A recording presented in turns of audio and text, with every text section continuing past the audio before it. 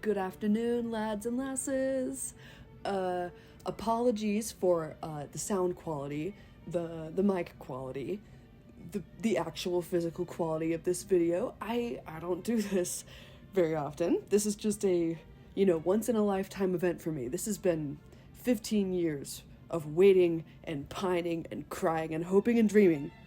So I feel like I have to say my piece before any more information comes out. This is gonna be just pretty much autistic hyperfixation, ranting, and maybe screaming. And yeah, in this video, I'm gonna warn you, I got a cold. I'm still just recovering. This video was supposed to come out 3 weeks ago, and I didn't get it done because summer classes caught up with me, and I'm a nerd and I take summer classes, so forgive me for being, almost a month late. I'm so sorry. But I also kind of feel like I'm one of 50 people who's even looking forward to this film. So it's not that bad. All in all, I think you're just gonna have to deal with it. Yeah, so quote unquote enjoy this video. I don't know if you're one of the other 49 people who's excited for this movie. I guess this is for you, because it's for me. It's for me. I made this video to put my line in the sand and say I was here first, and I'm better than all of you. So, with that being said, enjoy the video. And you can just go ahead and take this real quick as your spoiler warning for all Frankenstein-related media. I mean, this is a 200-year-old book with insane cultural relevance and staying power, so if you don't know the story by this point, that's just your own fault. Hello. Hi. I know you guys haven't heard my voice before, because I don't really have a reason to show it. I don't really post that much, period. These days I kind of just troll the Reddit forums. That's my life. Okay, this is not going to be any kind of good video. Don't come into this expecting anything fantastic or any thought out beautiful soliloquies or an essay worthy of being submitted to the Oxford scholars. This is literally just me bullcrap ranting for I don't know how long this is gonna end up being. I don't know. I didn't plan it. I'm not doing anything, but I'm getting pretty tired of writing down my 7-page articles on my theories and my predictions and my thoughts and my plans for this movie. In case you didn't know, this is Guillermo del Toro's Frankenstein. He's been working on this film for about 2 decades. I mean, well, he's been trying to get it in the air for 2 decades. He announced it in 2010 that he was actively seeking out the ability to work on Frankenstein. And he's like, yo, I really want to do this. And coincidentally, that's about the same time I read Frankenstein for the first time. So I thought it was divine intervention. Back then I was like, oh my gosh, this director that I like is making an adaptation of my favorite book. Praise be. And it would take another 15 years to show up in theaters. So, I knew the Lord was keeping me around for something. I knew it. And so finally, at the Netflix to Doom event of 2025, they dropped the first teaser trailer for this film.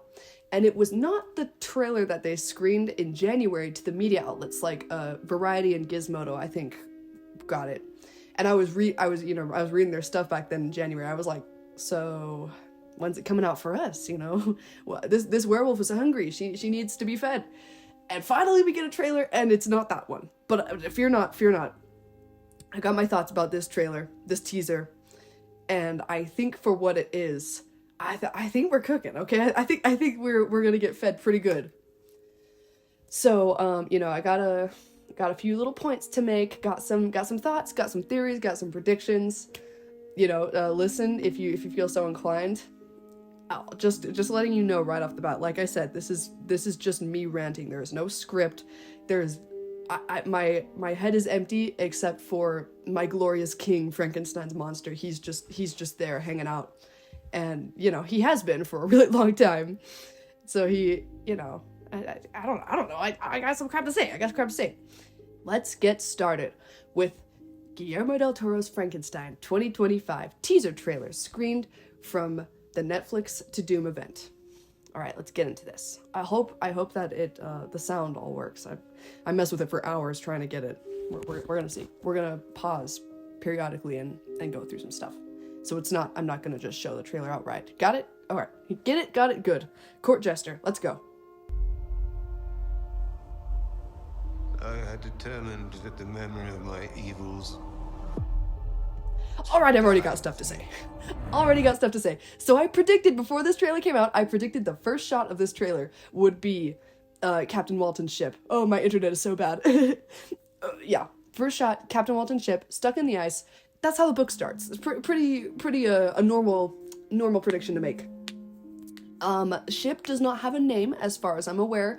It has been named in several different adaptations. I think the best one is the Prometheus, and I forgot which one they named it that in. It's either in the Kenneth Branagh Frankenstein from the 90s, or it's in the Hallmark TV special Frankenstein from 2004, which is actually my favorite adaptation, by the way, for now, until the Del Toro one comes out. So, at first, for a while, I thought it was the Archangel, but no, I misread. That was the name of the town from which it was chartered towards the North Pole. Right, so Captain Walton and his crew, they come up here, North Pole, get stuck, it sucks. And then we have this shot right here, just in a second, of Victor going up this beautiful, elaborate staircase. I'm assuming if you're watching this, you kind of know the story of Frankenstein. This scares me a little bit, because here, I don't know if I should get into it now or what. There have been a couple different plot lines for this movie that have been, floated around on the internet for a while. I think we got a couple here. Let's see. Okay, so up until about January, the IMDb synopsis for Frankenstein is right here. It says, Pretorius tracks down Frankenstein's monster, who is believed to have died in a fire 40 years before, in order to continue the experiments of Dr. Victor Frankenstein. And I don't know how I feel about that plot. This is no longer listed on IMDb as the synopsis. They changed it to be this one, which is Del Toro adapts Mary Shelley's classic tale of Victor Frankenstein, a brilliant but egotistical scientist who brings a creature to life in a monstrous experiment that ultimately leads to the undoing of both his creator and his tragic creation. And that sounds a lot more similar to the story. I think also Del Toro is crediting Mary Shelley as a co-writer in this film. I'll have to check again, but I heard somewhere that he was, and I was like, oh, that's really cute. That's really cool.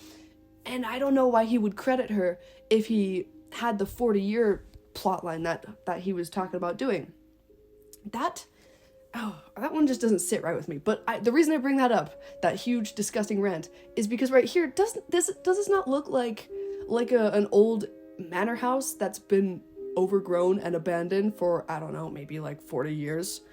I don't know if that is where they're going with this, but I kind of hope that it's not, because that doesn't make sense to me in a timeline sense. Why would the creature, if he was believed to have died 40 years ago, why would he stay away from Victor for 40 years? When in the book, he immediately seeks him out. As soon as he figures out that that's what he's supposed to be doing, he's like, okay, I'm gonna go find my dad. I know he doesn't want me, but I'm gonna go find him. Why, unless he was indisposed somehow, oh my gosh, that was a Dickensian quote, I'm sorry. He was unavailable to go find Victor. If he was, if you look at the Bernie Wrightson Frankenstein Alive comics, he has the creature pass several large periods of time, either encased in Arctic ice, or encased in volcanic ash, or I think that might be it. But he does pass large periods of time being, I guess, busy, passed out in some kind of capacity. So I guess that could also technically be a thing. You know Del Toro's a big Bernie Wrightson person. In fact, the creature in this film is supposedly based mostly off of the Bernie Wrightson edition of the creature, which, I think is the best one anyway. So I'm pretty excited for that. We'll get into his design in a little bit, and also my own concept art for his design, which I've done because I'm so eager to see him, and they haven't shown his face, and I would like to see my husband. Please, I need the creature. I need to chew on the creature. I need to see the creature again. Please, yeah. So there's that.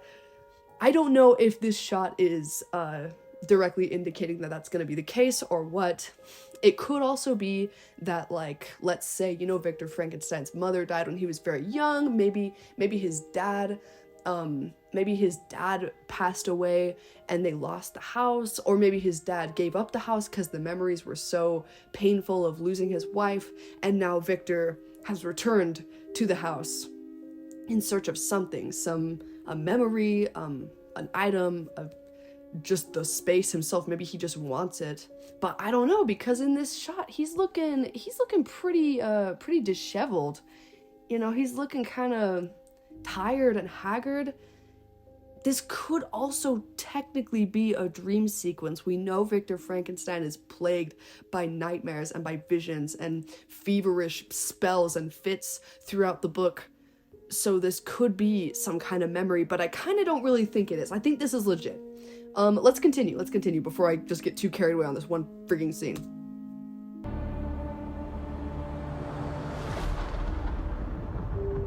Some of what I will tell you is fact. Some is not. But it is all true. Okay. Here we have Victor in some kind of rotunda classroom surrounded by a bunch of, you know, what are these, Victorian gentlemen? The book Frankenstein, oh my gosh, I hear someone walking upstairs. I'm so sorry. The book Frankenstein takes place during technically what we would consider to be the Regency period. And these outfits don't necessarily scream Regency to me. These look a lot more like the Georgian period, maybe? Or like the early Victorian era. I don't know when this movie is going to take place. I've got a couple thoughts. I got a couple theories. Here you can see he's got this horrific, disgusting experiment on the table. It looks kind of like, you know the old, like, Zoltan games? Was it Zoltan? Zoltar? Oh my gosh, let me look. Zoltar. It looks like one of these, like the fortune-telling machine. I don't know if this creation here is going to speak. I don't know if it's gonna move. Not sure what he's planning to do, but as you can see here, it looks like you got a switch, kind of like a classical Frankensteinian switch, and you got these little power sources that we'll see more of later on in the trailer. Make note of the red right here. The red is important, I think.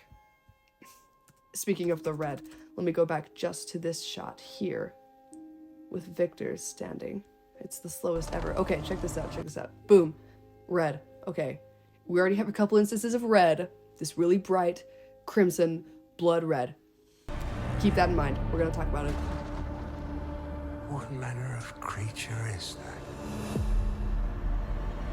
Alright, as you can see, Victor's looking pretty haggard here. He's looking disgusting with his long hair and his beard. And I love when Frankenstein adaptations do this. I feel like they kind of forget sometimes. But I'm like, yo, Victor and the creature are out here in the Arctic for like what? Like a year? How even long was that? I read this book every single month and I still be forgetting it every second, which is why I have to keep reading it because my memory is so bad. But I mean, he regardless, he's out here for a while in the Arctic. He's not gonna be bothered with getting a nice little low taper fade, a nice little shaved face, gonna be maintaining his sideburns. No, none of that. He's gonna be looking like a caveman. He is desperate, he is alone, he's starving, he is driven by hatred and by vengeance, same as the creature. But I don't think the creature's gonna grow a beard because I don't think he has the capability to grow a beard, considering his skin was stolen from other places on other people. And the hair growth is triggered by certain hormones in certain pieces of skin, and I hope the creature doesn't have a beard. That'll be pretty funny if he does. I'm like, whoa, looking like a caveman also. Whoa. All right, so you got Victor, you got his sled dogs, you know, the ones that he got from that little quote wretched hamlet from the book. He got his little tent. He's out here just completely on the vast frozen Arctic Sea. And then we have, this is the first official look of footage, not behind the scenes, that we have of the creature. Oh man, define aura. He is just standing here looking menacing as all heck.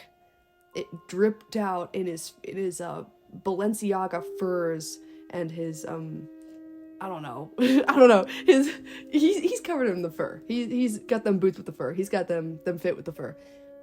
You can kind of see, what is that? His hand, it kind of looks like he's holding something in his hand. I don't know what that would be. The quality is obviously not the best, just on my laptop.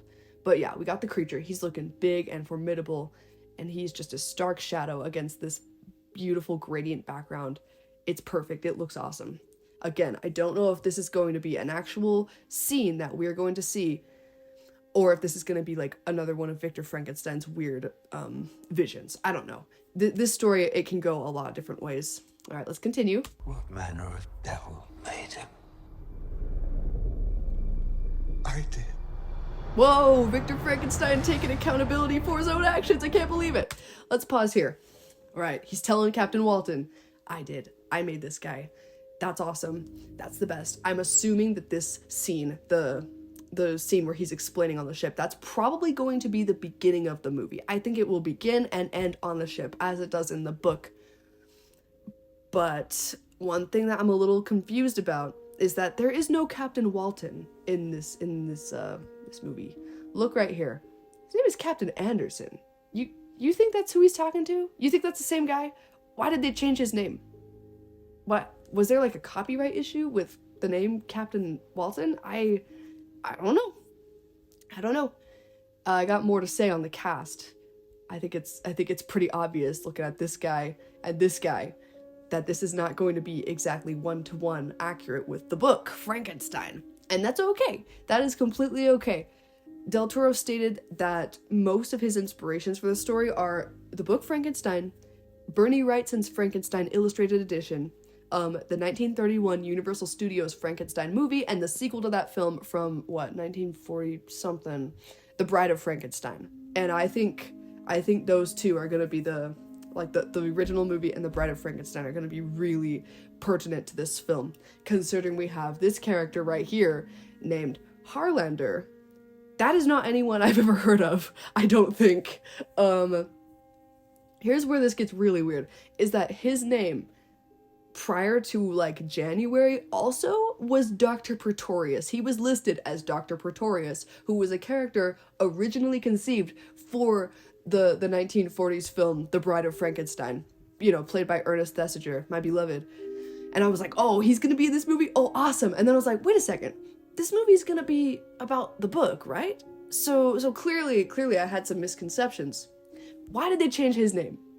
I mean, I guess I can kind of understand better than Captain Walton, because maybe his name, maybe Pretorius had some kind of weird copyright thing, because remember, it should be technically in the public domain almost, I think.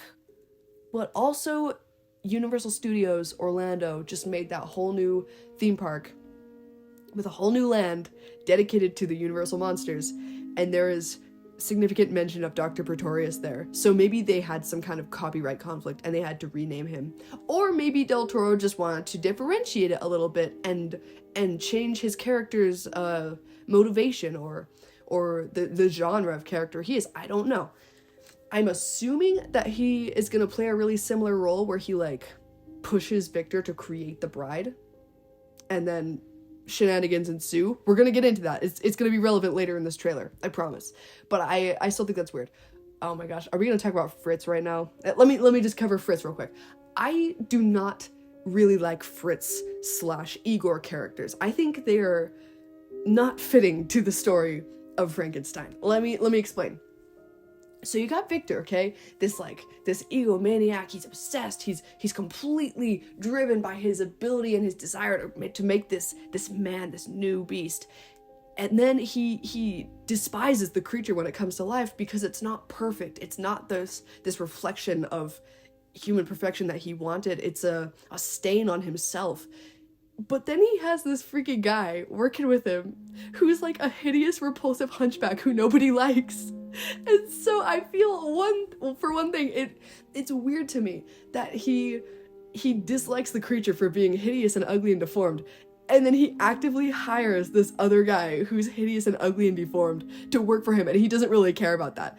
I think that's kind of that's kind of weird. It's super obvious in a few adaptations, like, what's the one that I don't like? Young Dr. Frankenstein. I'm so sorry. I know people love this movie. I can't. Because most people, when they hear Frankenstein, they associate it with that film or the Universal 1931 Frankenstein film. And neither of those are anything even close to the book, which is like my Shayla, my baby, my darling. And so I just get a little bit miffed when I say the word Frankenstein and somebody jokingly corrects me with Frankenstein. It makes me wanna kill. It makes me wanna kill a little bit, just a little bit, like, you know, just for a second, just. Anyway, werewolfism out. I don't know what Fritz is doing in this movie. Hopefully he's gonna play a really minor role. He's just gonna be like the body snatcher, quote unquote, for Victor. That will be totally fine. I would be totally good with that. I was shocked when I saw him on here. Of course, Bern Gorman, I was like, well, he has to be in this film. Del Toro loves that guy. But, you know, there he is. There's Fritz. We also have Charles Dance, who is uncredited. If I were to guess, I would say he's playing Victor's dad. Just based off of the way he kind of looks, I would assume he's playing Victor's dad. Yeah, we got some other people here. Dr. Udson. I don't know who that is.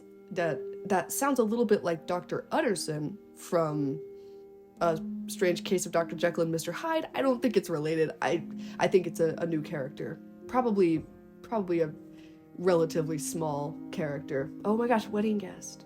I want to be a wedding guest at this wedding. All right, let's get back to the trailer. Sorry.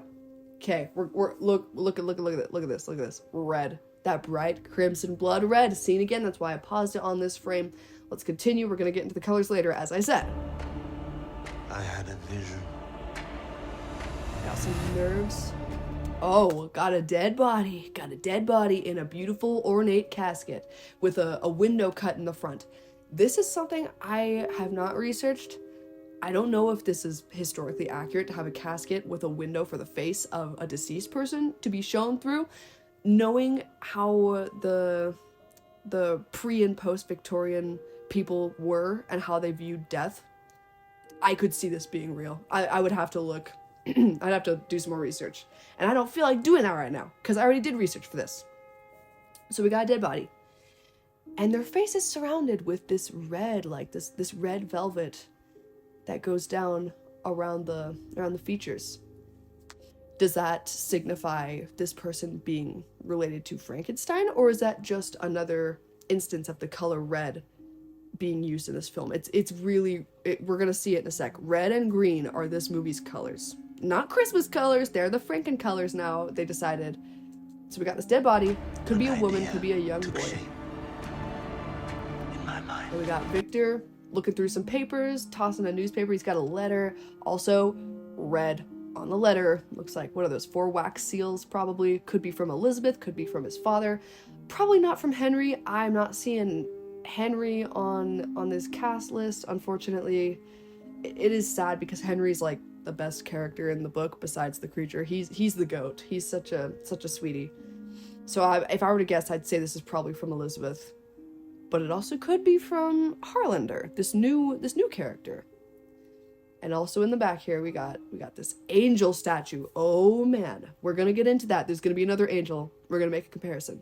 And we have this beautiful bed with let's go back. Well, okay, you can't really tell. Here we go. Beautiful bed, curtains, lovely red sheets. Oh, red again. Oh, what's going on with red? Why is it everywhere Victor Frankenstein seems to be? Well, my friends. Red. Red. He's a red one for sure. Here, I think in this bed, in this area, this bed chambers, I think this is probably where we're going to see the creature's face for the first time. I mean, like, I'm not gonna put money on that or anything, but from what I'm assuming, you know, in the book, Victor, he makes the creature comes to life, moves a little bit, and Victor's like, ew, oh, disgusting, and leaves. He goes to have a nightmare in his bed, and when he wakes up from the nightmare, the creature has found its way up to his room and is holding open the bed curtain and looking at him, and Victor says, quote, a grin wrinkled his cheeks.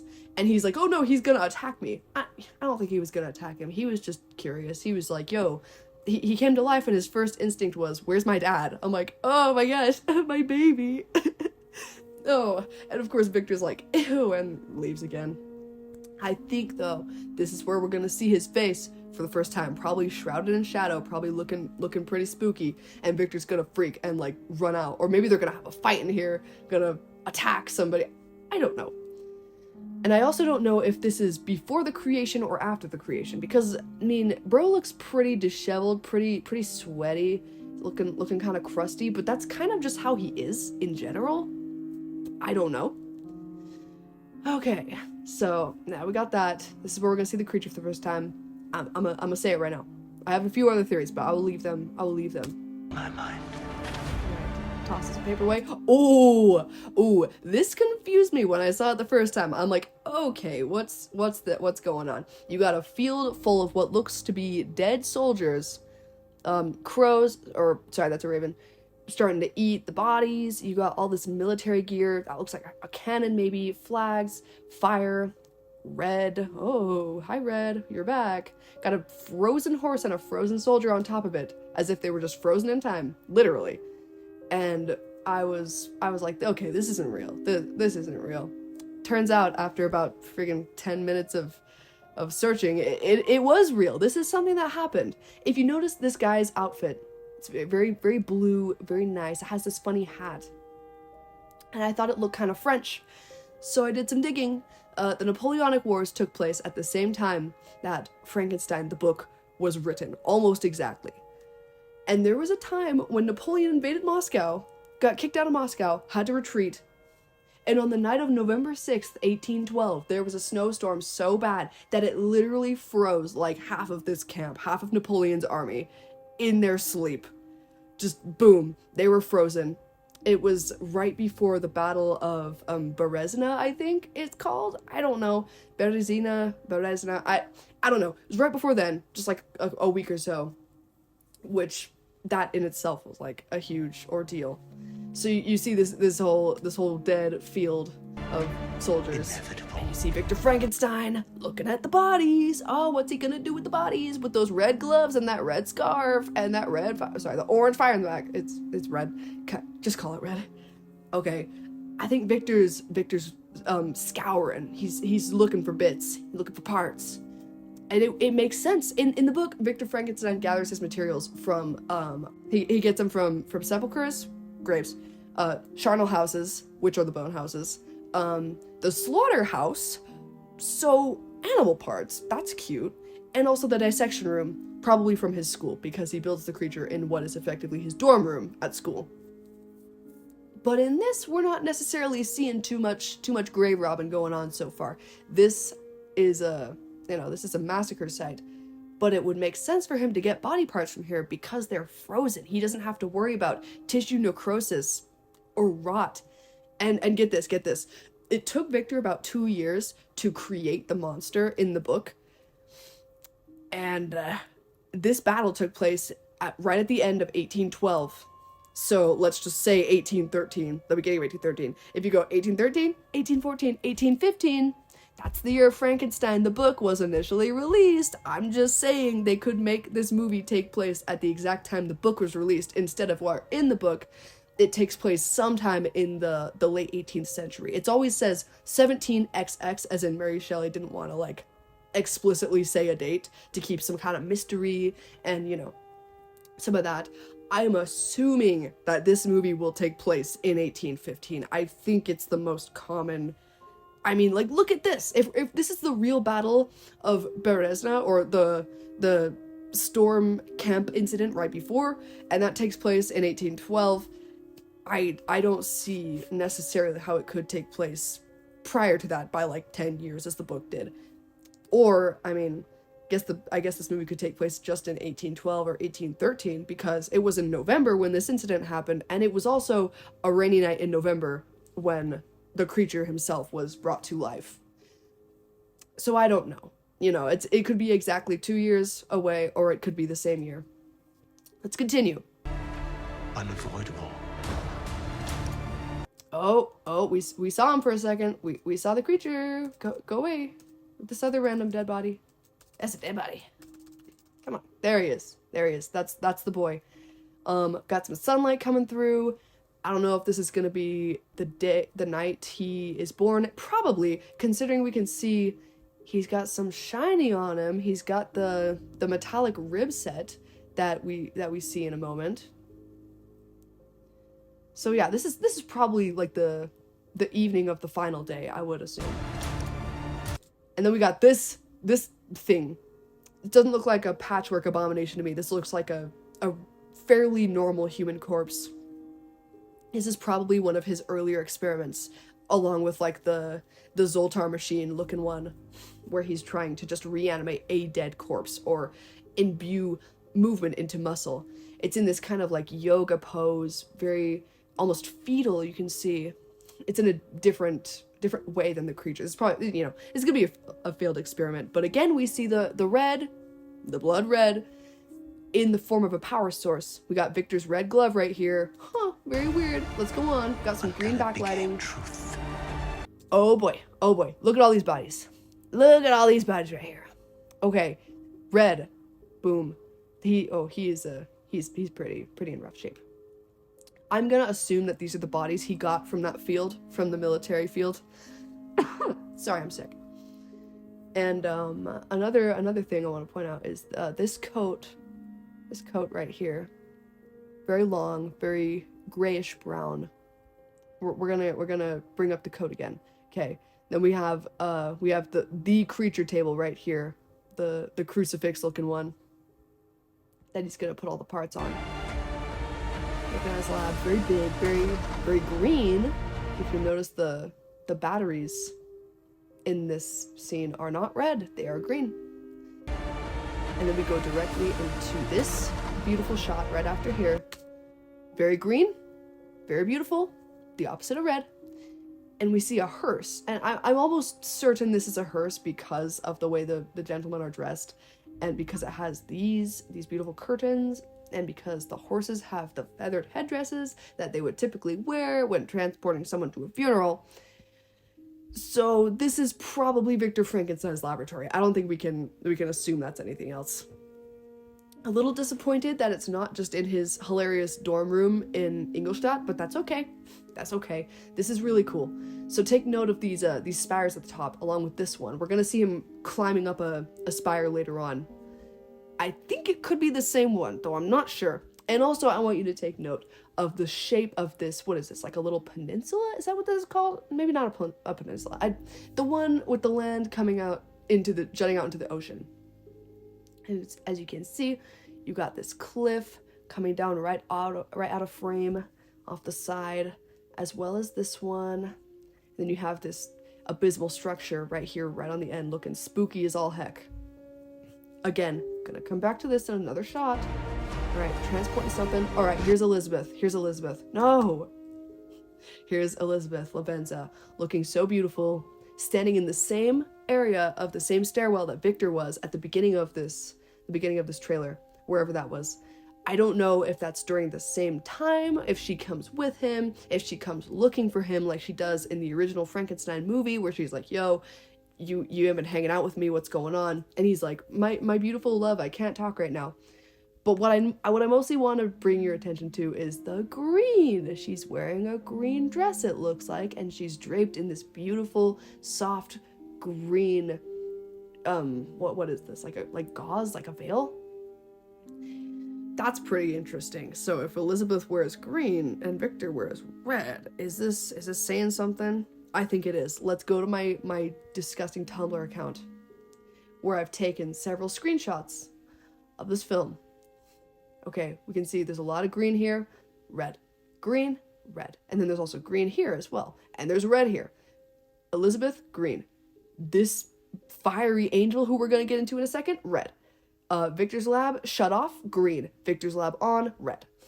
So green can represent a lot of things. I mean, it just does. We were just talking about this in one of my classes for college, one of my humanities classes. Green can represent health, nature, femininity, docility, grace, and yet also illness and the supernatural. You know, if you read A Christmas Carol, I think it mentions the ghosts being green and blue at some point. Very cool colors, very very soft colors. And then you got red, which can be anger, vengeance, vitality, violence, masculinity, fire, love and lust, and Victor and technology. I put these two at the very bottom because I randomly thought about it. I was like, oh yeah, that's the no-brainer answer. So like both of these colors can represent both good and bad things, and I think they're going to be used for that purpose in this movie. But again, the scenes, this one's interesting though. This one's interesting. It's got both, and it's almost exactly measured to be both. All right, back to Elizabeth. Let me cough real quick. Sorry. Back to Elizabeth, looking so cool. You come right past this frame. See her bonnet, her beautiful round bonnet, swathed in green, surrounded by a fainter green. You come to the next scene of this trailer.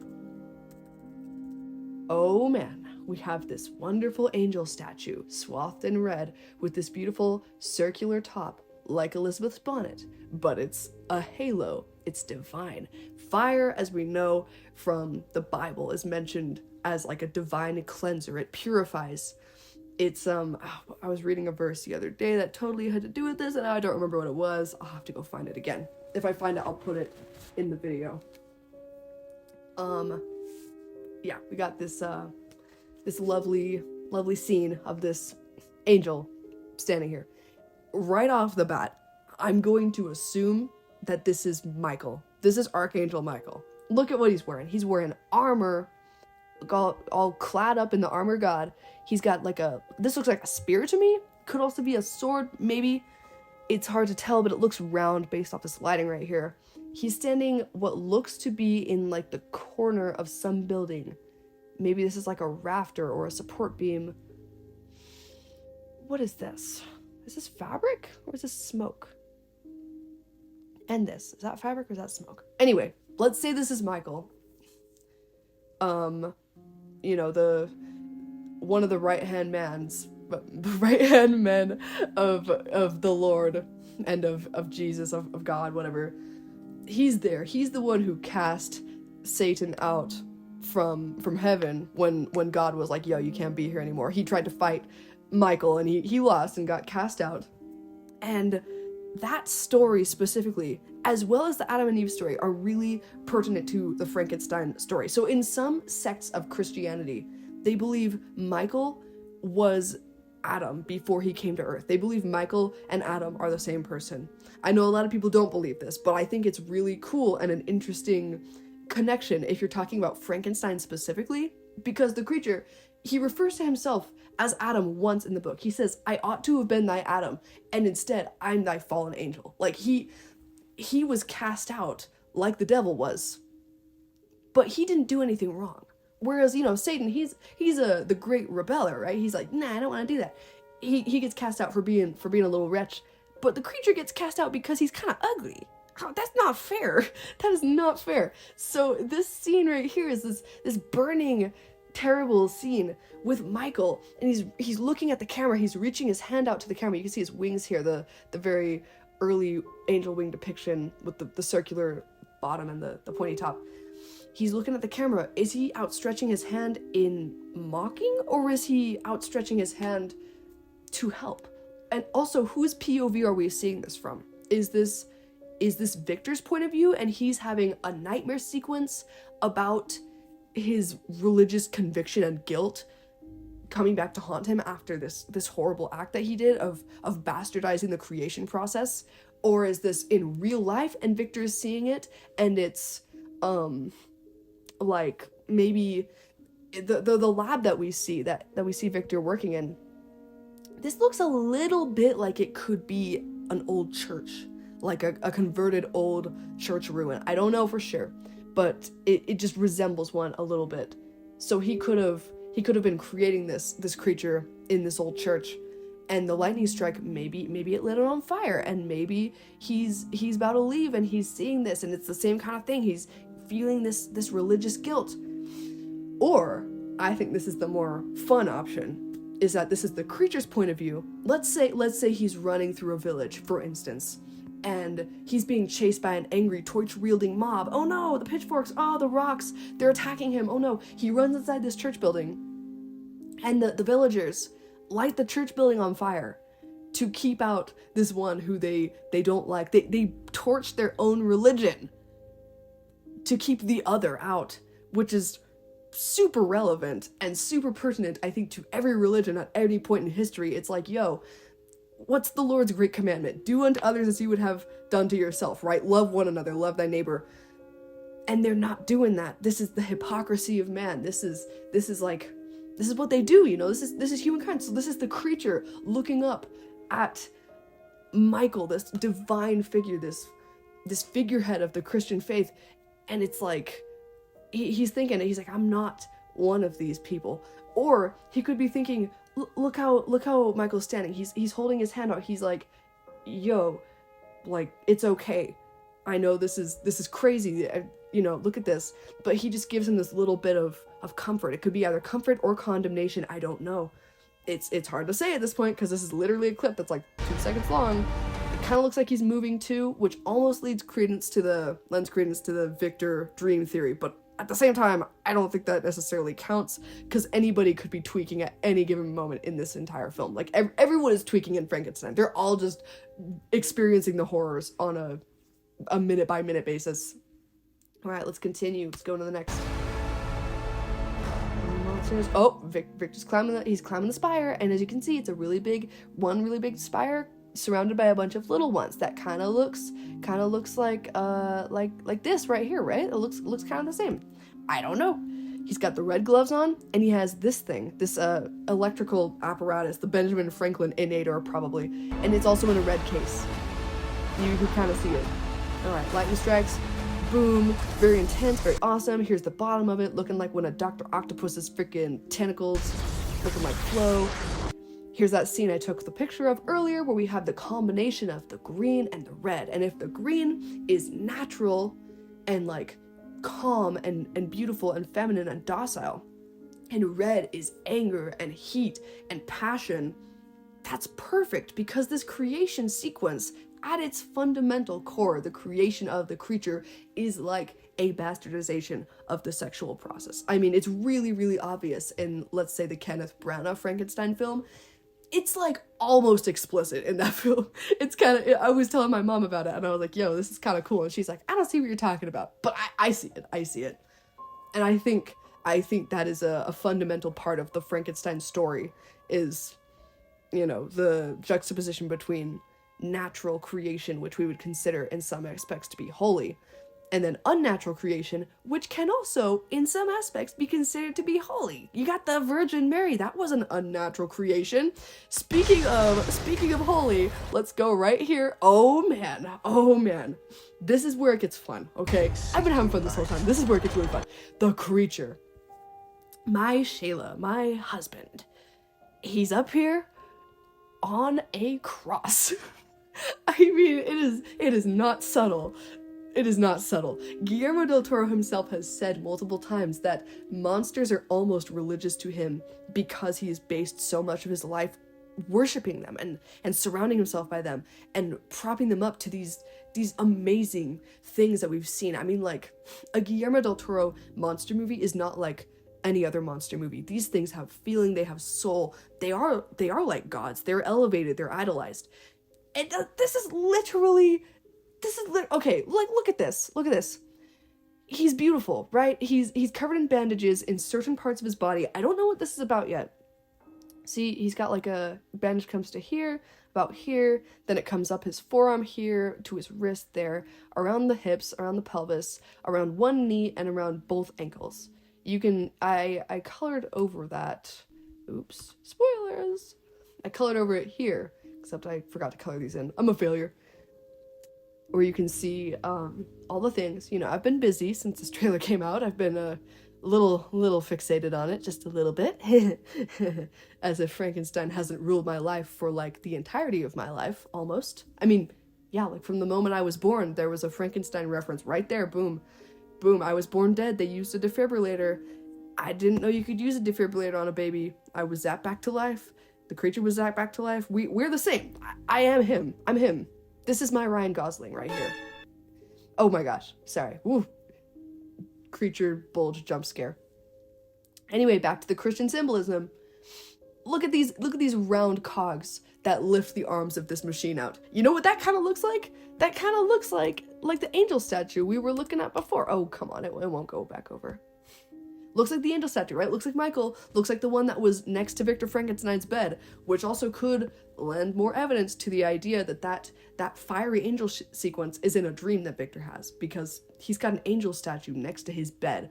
Of course, it's going to be right there when he goes to sleep and sees it. It's going to show up in his dream. So there's that, you know, and then you've got just straight up the Christ pose.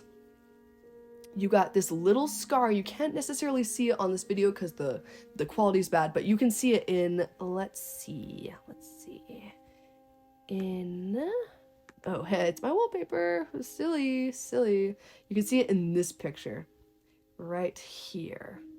If it'll buffer, if it'll load. Oh, please. There we go. Look at that little mark right there. Boom. Where the Romans, what's his name?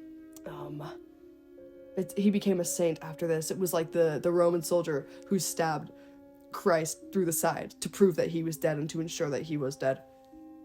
What other point would this little mark have? This little stitch? Like, I don't think it goes very far. Then he's got these ones along his ribs as well. This one under his pectoral with this disgusting, beautiful, pasty white color that you can also find down here, like skin without blood. Oh, it's beautiful. It's so gorgeous. I'm obsessed with it. It's cool looking. You got these metallic receptors here on either side, as well as the ones on the back. These could, if you wanted to take it this way, they could represent the nails on the cross, these two, and this one right here, the spikes. You know what that looks like? That looks like Michael's halo, the statue that we just saw, and it looks like Elizabeth's bonnet, which I think was supposed to be juxtaposed with Michael's halo because of the color scheme and the shape. Oh my gosh. So this guy is divine. It's a very, very Christian take on this, and I don't think Del Toro was specifically Christian. He was raised Catholic, I believe, and then kind of went agnostic. He doesn't exactly know, but this is religious iconography. This is powerful. This is special. And then he has this horrible contraption, which I also think is for electrical disbursement, along with this metal helmet. This is pretty cool, actually. I say it's horrible. I think it's actually kind of awesome. It looks pretty cool. He's got this this battery, maybe, that's connected to these. Same color, same red, same mark of Victor, mark of the beast. Oh my goodness. And then the mask also, like I said, I think it's for dispersal.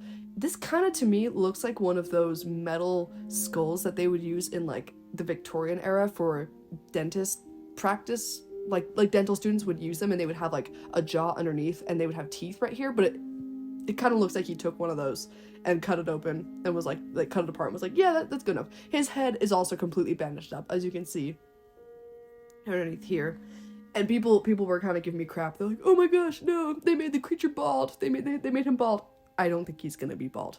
I think he's going to be beautiful. I think he's going to have long flowing black hair.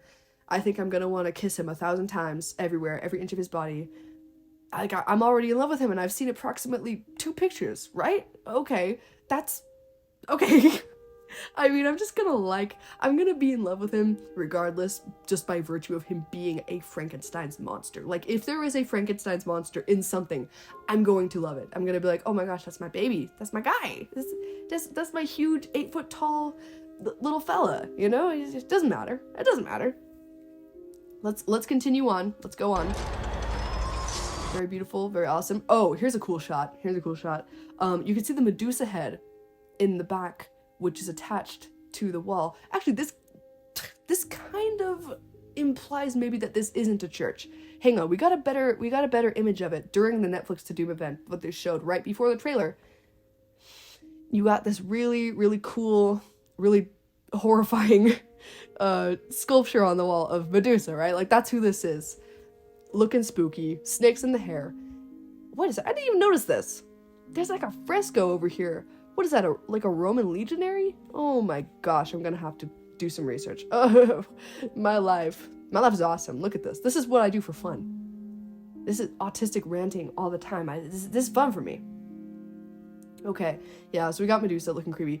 Ooh, kind of looks like in Harry Potter, the Chamber of Secrets, when they have like the face of Salazar Slytherin.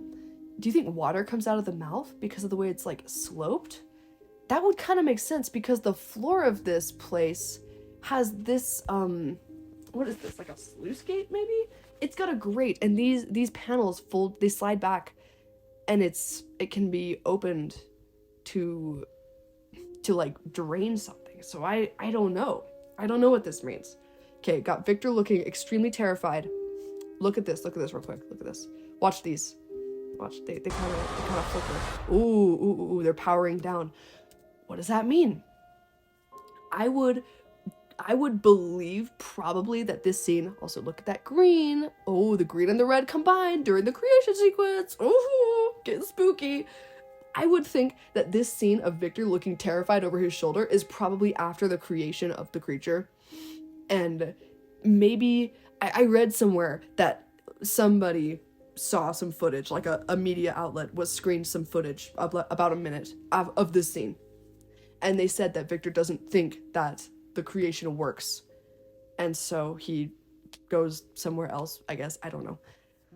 But this is probably that. He's probably looking back at the body on the table, and he's like, oh my gosh, like I almost just screwed the pooch, you know? He's like, that was scary. Or maybe he thinks he heard it move or something, and he's looking over like, oh dude, I don't know. We'll have to see. But he does not look like he's enjoying this event that's happening right now. Looks like he's quickly shutting this all off, probably. Looks horrified. Oh my goodness. Let's stop here. So remember what I said earlier about this scene right here? About this. What second is this? 142, 115. You just try and tell me that this setting and this setting don't look the same. Does that not look like a destroyed version of the structure we saw in the previous little bit? That looks pretty disgusting and destroyed, right? And it's got the cliff off to the side, it's got the ocean out here, got the trees, which I assume were there. You kind of could see it in the scene where he was putting this thing up a little bit. Right there, I'm not going to go back because I don't want to lose this. But I could see this being the same location. And if that's the location where he made the creature, why would the creature be coming back? This is the creature, by the way. This is him. This is my husband. Why would he be coming back? Is he reminiscing? Is he looking for Victor and Victor's not here? And he finds like the parts all strewn about that were hastily abandoned, and he freaks out and he's like, oh gosh, like that's, you know, that would be really sobering kind of for this individual to encounter. I think this would be pretty messed up. Let's see, he's wearing this beautiful coat, this gorgeous long frock coat. After some digging, I found one that looks really similar in the back. It is, let's get Bodez out of here. Oh, we're gonna get into this. It looks kind of like this. Okay, it's really long, you know, about calf length. Got 2 buttons in the back, along with a little tie cinch that goes there with it. It does not have like the carrot cape like this one has. No, not carrot cake, carrot cape. It doesn't have this, so it's, you know, this could just be whatever. But this particular coat is a French military uniform from the turn of the 19th century. So exactly the same time as the event we were just talking about. I guess it would be the turn of the 18th century. Whatever. Late 1790s, early 1800s. It would be a French military outfit from that time. And you know what Victor was collecting? You know what he's collecting? Oh, that's right. Dead French bodies of dead French soldier bodies. He's collected those. And this coat right here looks really, really kind of similar to this one. And in the book Frankenstein, the creature, he picks up clothing before leaving the lab because he's cold. I don't know how it fits him, considering he's 8 feet tall in the book, and I don't know how he knows how to put it on and how to wear it. But he's like, oh, I'm feeling chilly. So he grabs clothes before he leaves the lab. I mean, you could pretty clearly see this happening and him taking one of those uniforms of the bodies that were scattered about, which the uniforms are probably all like piled in the corner or something if Victor's using them to make the creature. So I don't know if that's what this is, but also in the book he does pick up a cloak from underneath a random tree when he is out in the woods. It could be the same thing as that. Got some kind of disgusting little rips and tears here, but this design, doesn't that kind of look like military to you? I don't know, I don't know. It could be whatever. I'm fine with anything. Look at his cute little hand. Oh, he's so awesome. Walking very, very beautifully through the snow towards this structure. Again, we don't exactly know what it is, but it looks so much like the other one. I don't know. Like, it even has these, like, 2 little window slots here. And then, like, the beam that goes across. And then if you come back here, it's got the beam that goes across. The 2 little window slots that would be seen from the side. I don't know. I don't know. I'm talking on my butt. Let's keep going. A created death. Ooh, beautiful, beautiful, beautiful sequence. Beautiful logo. Need this on a shirt immediately. I'll make it right now. Here we go. Here we go. The best part of the trailer. The best part of the trailer, I think. My favorite part. My beautiful creature.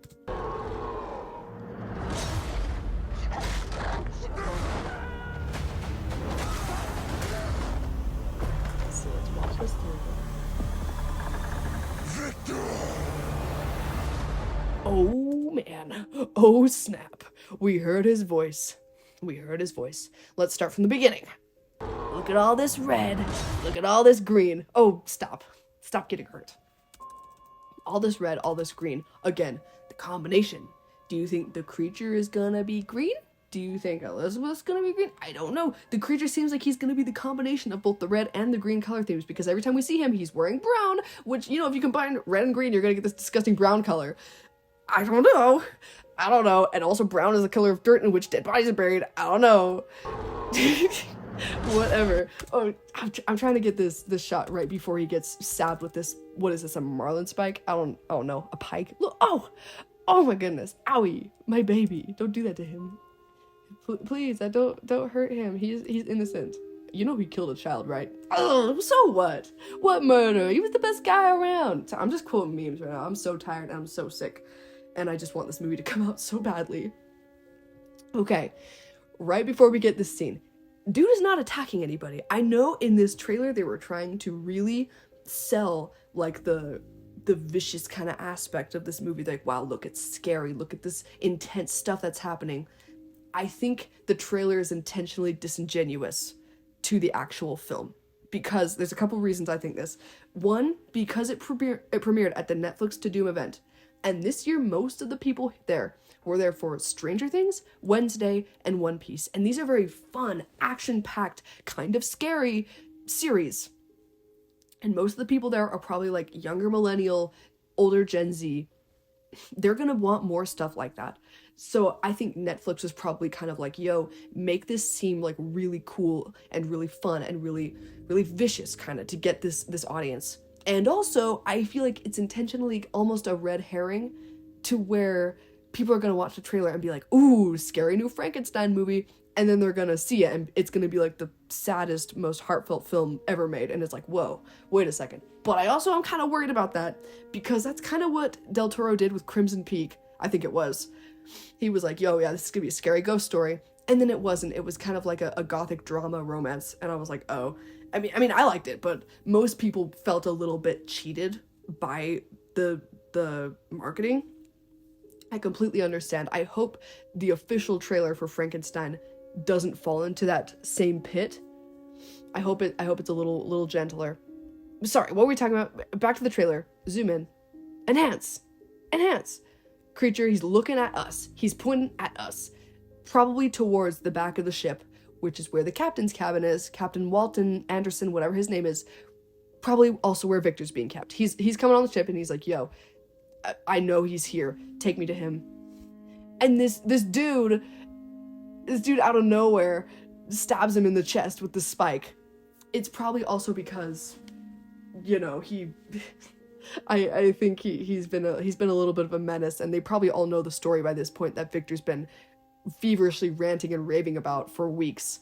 So they're like, oh, it's that guy. So he gets him, stabs him in the chest, boom. And right there, right before that picture, see that? See that red on his chest? It's very subtle in this image, but if I enhance it, I'll try to do that later. You can see it's red, like blood, like he's injured. Oh, interesting. Okay, so he stabs the creature. Creature's like, yo, don't do that. Grabs this guy by the spike that's embedded in his own chest. You can see right here, you can see the, you can see the red really well. I didn't try to do that. It just did it by itself. Beautiful, beautiful red. He's becoming more like Victor in his vengeance and his hatred.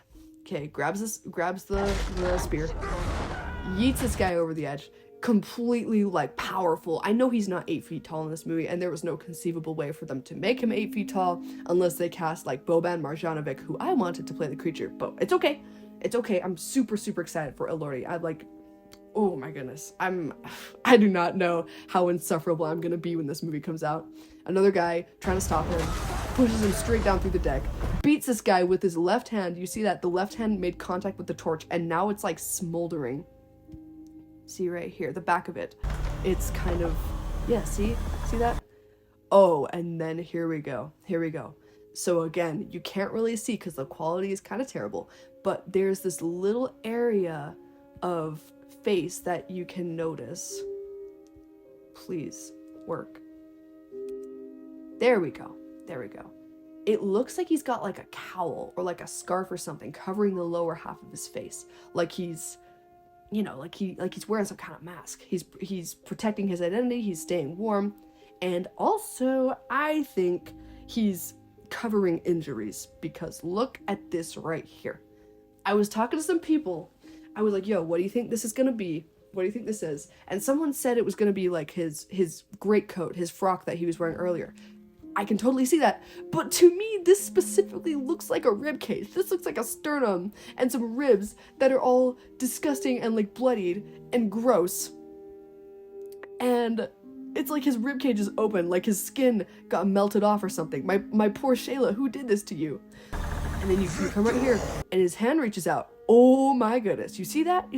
The flesh off his pointer and middle finger is like stripped away, and the back of his hand is all burnt up, which is probably from another event, which I'm gonna theorize about in a minute.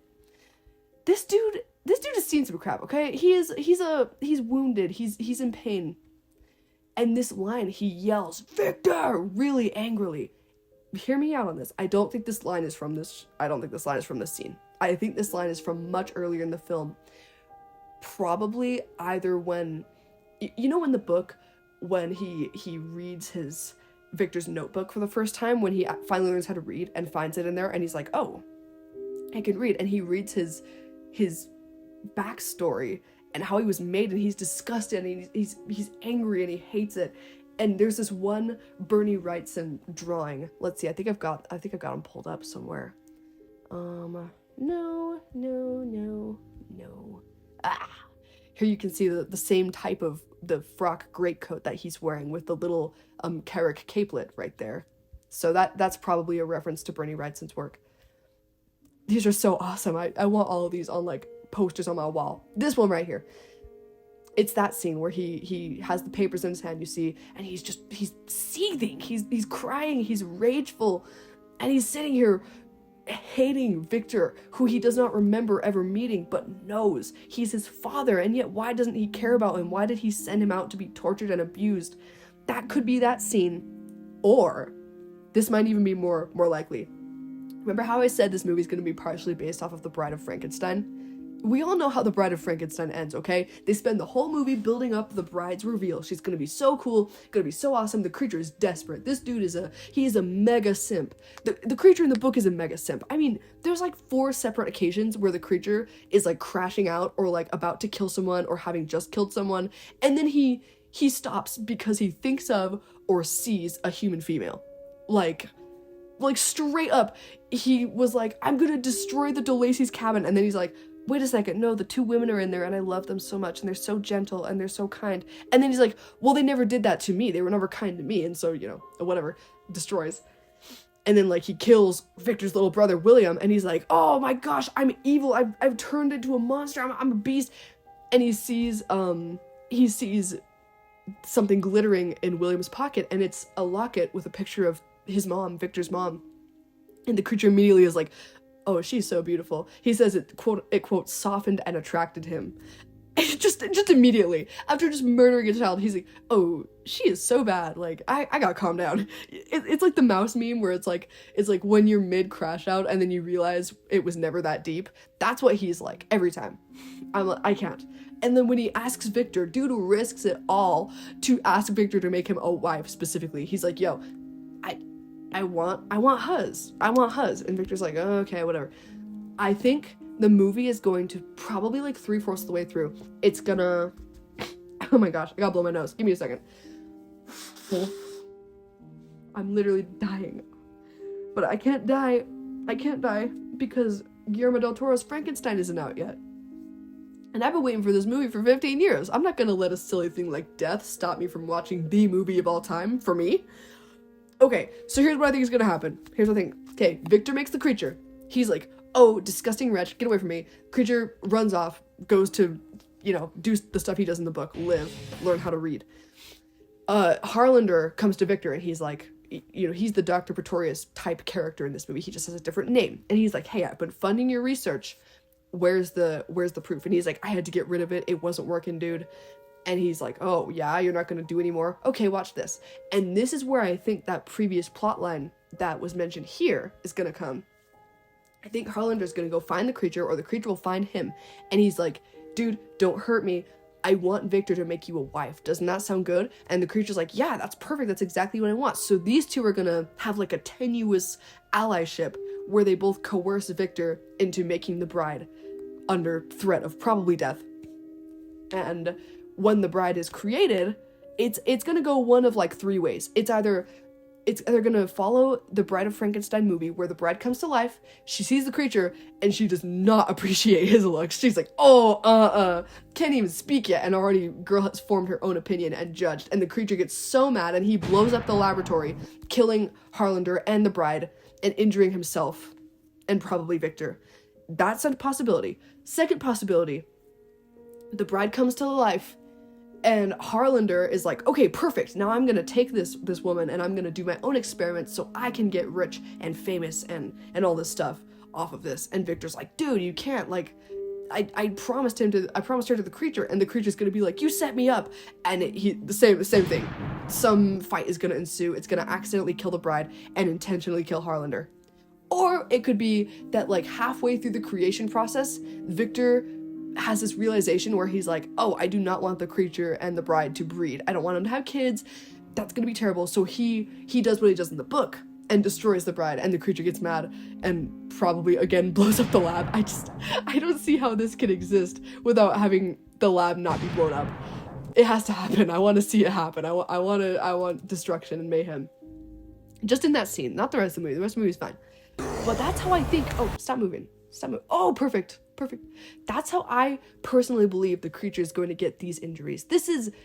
I don't see how this can be anything but an exposed rib cage. Look at it. It's like bloody and disgusting and gooey. Ew, disgusting.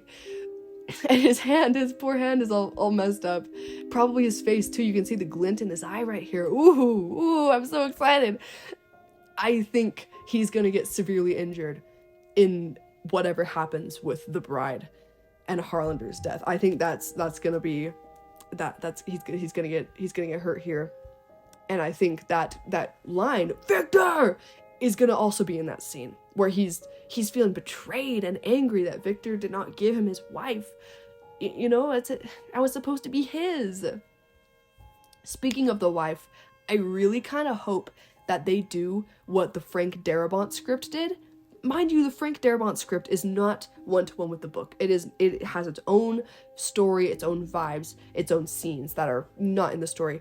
But I think it's one of the best pieces of Frankenstein media we have.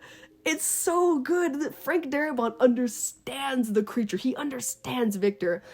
Del Toro loves the Frank Darabont script, and supposedly Kenneth Branagh used the Darabont script in his movie. And Del Toro was like, he ruined it. And I'm like, what do you mean? That movie's great. And then I read the script and I was like, oh, he ruined it. Because he basically cut like 75% of the creature scenes in favor of more Victor scenes. and he himself was playing Victor, so you know, I'm like, okay, whatever, dude, whatever. But in that script, Elizabeth is killed, right? The creature's like, hey, I'm not gonna have my wife, so you can't have your wife, and he murders Elizabeth on the night of their wedding before they can even smash. So sad. And so in that script, Victor's like, okay, I gotta fix this. I'm not gonna lose her. And he rebuilds Elizabeth to make her into the bride. And then he and the creature fight over Elizabeth's reanimated, sutured together, disgusting Frankenstein corpse. And Victor's like, please, like, I want you back. And the creature's like, no, dude. He, like, I think he's gonna try to, like, woo Elizabeth and be like, yo, he doesn't want you, he wants what you were, but I think you're perfect how you are. And then it's gonna, like, go crazy, and then she's probably also gonna die. I don't think the bride is surviving for more than, like, a minute in this film, if she doesn't even come to life at all. I kind of hope they do that, where he has to build the bride for his own disgusting son that he hates out of his lover. Oh, that's crazy. I like it when they do that, and I love it when they make the creature's bride out of Justine Moritz, you know, William's nanny, who was like part of the family and she was loved. I would assume, based off of this shot right here, oh come on, where were you? This shot, I think this is probably going to be Justine. And you know, she was not just a nanny, she was a part of the family, she was loved, she was respected. They did everything they could to keep her alive after the creature framed her for the murder of William, and it didn't work, obviously, she got killed anyway. But like, these are nice outfits, this is a really fancy coffin, this really beautiful casket, and that's probably Justine, I would expect. And I like it also when they build the bride out of Justine's body, because that's extra painful for Victor. That's like his sister, you know, that's family, and he has to use her form to create his disgusting son that he hates wife.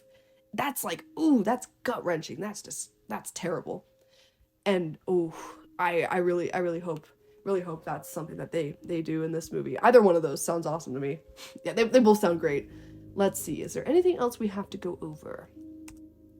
I make like a ton of posts about this. Again, here's the angel thing. I did a little draw over here. Very cool, very fun.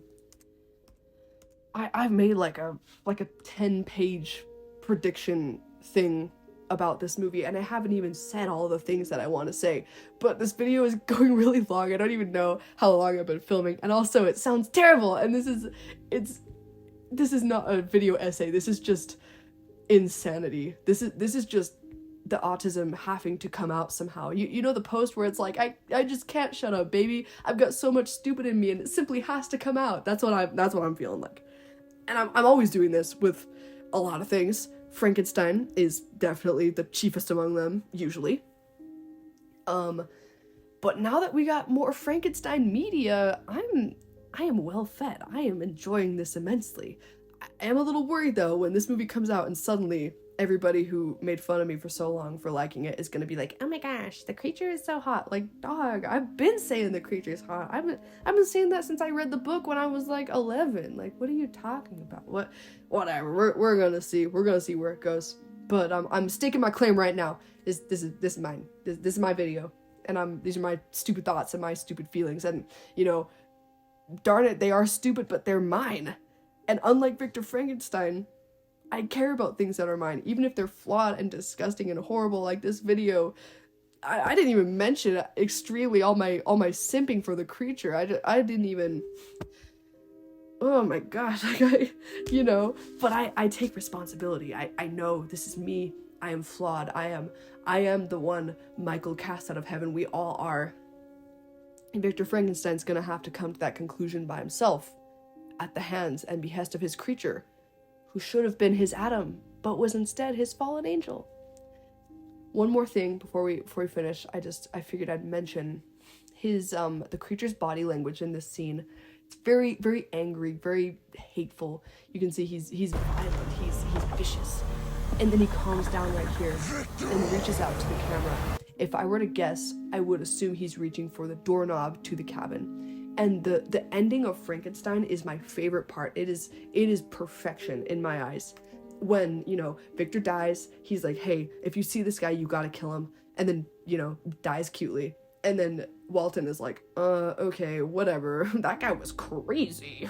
What a weirdo. And then he hears a sound from the other room and he's like, excuse me? So he goes in and the creature had come in through the window and he's bawling his eyes out. He's mourning. He's freaking out because the creature, you know, it was intentional. He wanted Frankenstein dead. He wanted to kill this sucker so bad. The man who he blamed all of his problems on, and like not unjustly so. But now that Victor is dead, who is the only human being on Earth who ever understood what the creature was and what he could have been, is gone. He can't handle it. He doesn't know how to respond to death. That he did not like. Oh gosh, I don't even know. It's a lot to explain. I can't explain it exactly, but like I think he fears that he can't follow Victor into the sweet release of death because he doesn't even know what he's capable of. He doesn't know if he can die or if he has to kill himself. He said he's going to. He's like, I'm gonna go out and I'm gonna like burn myself on this funeral pyre. But would there be an afterlife for him? Would there be a salvation for him? He doesn't know. And I don't think we know either. I think it's intentionally confusing and muddled. Like Mary Shelley's like, yo, like don't think too hard about this. But I do be thinking hard. I do be thinking hard about this. But it kills me. It kills me that Victor dies and like minutes later the creature comes. If he had come sooner, they could have resolved maybe. They could have been like, yo, Victor could have been like, I should have just taken you in as my son. None of this would have happened if I had just been a father that I was supposed to be. And the creature also, I think he probably would accept that because he hates Victor, but does he really hate Victor? All these crimes he did were not out of hatred for these people who he acted them on. They were of hatred for Victor and for the longing to be loved. You know that proverb where it's like a child not embraced by the village will burn it down to feel its warmth? That is Frankenstein. That is this book. This is a story about a father and a son who just can't reconcile because of their own flaws. And ironically enough, there are no bad guys in this story. Everyone is messed up. The bad guy is hubris. It is ego. It is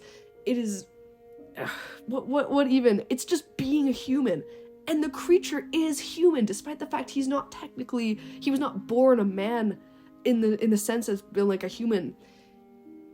Oh my gosh, I'm gonna cry just talking about this. I'm gonna burst into tears in a second. Oh my gosh. Ooh! Rip shirt open. Ooh! It really makes me sad. I don't know if this movie is going to stick with the book in that the creature, he gets here just too late and mourns Victor's lifeless body, or if they're gonna change it to have an almost halfway reconciliation of the characters coming to terms with their own problems and be like, yo, you know, this, I gotta accept this. That's how it is. I gotta accept it. I don't know. I would be really happy with either of these endings. I think both are absolutely awesome. They're both heartbreaking for different reasons.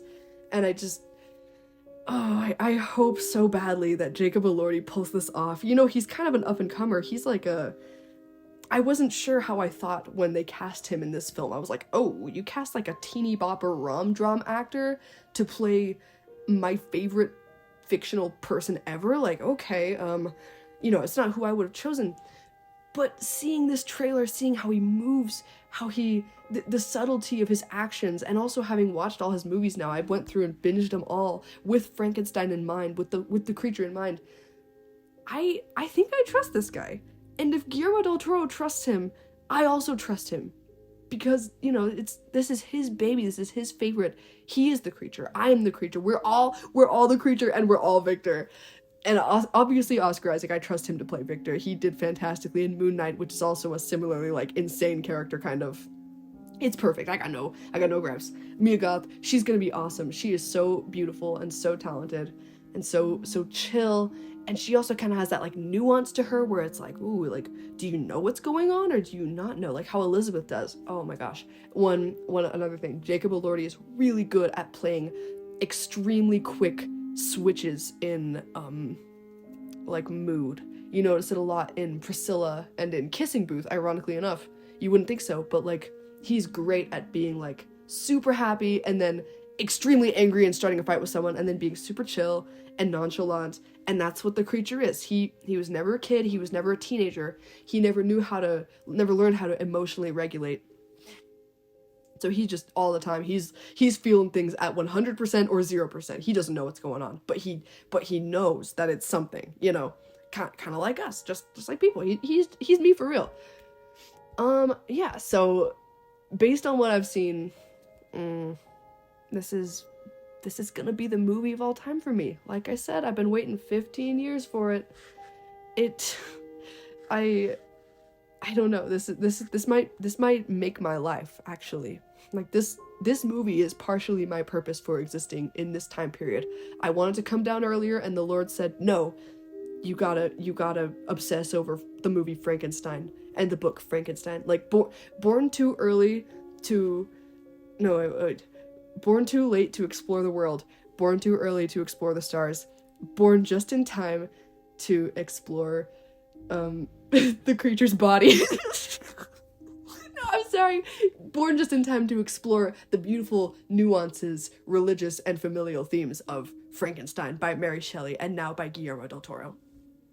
So, yeah, I guess that's it. I don't know how long this video is. I don't know how long I've been recording. I feel like I just came out of a freaking trance. I don't know if you'll see another video like this from me, because this might be a one and done. I don't particularly like making videos where I speak, because my voice is gross, and especially when I'm sick, which is most of the time, it's gross. And I'm a werewolf, and I have things to do that, I gotta like dig a hole in the backyard and like pee in it. You know how it is. I gotta eat a raw steak from the store. I gotta draw more Jacob Elordi creature concepts, because they haven't supplied me with any yet, so I've had to take matters into my own disgusting little claws. I'll show those on the screen right now if you want to see them. I've done a few, and I apparently have time to do more. I'm expecting the next trailer to come out in probably late September, early October is when I assume we would see it, so you might hear back from me around then. If not, ignore this video because it's worthless and it's just me being stupid, and that's pretty much it. I guess I'll see you off with a howl.